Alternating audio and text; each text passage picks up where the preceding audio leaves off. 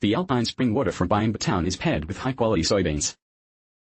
It has given birth to a 1,000-year-old food art, Baiyang Dried Tofu. Soybeans ground into snow-white soy milk. After filtering, add special brine. Form cotton-like bean curds. In the hands of the masters, the tofu is wrapped into small cubes in 2 simple steps. Pressed and formed. Wrapped in secret 5-spice seasoning water. Bake on iron pan until the skin is as color as lemon. At this time, the dried tofu is crispy on the outside and tender on the inside.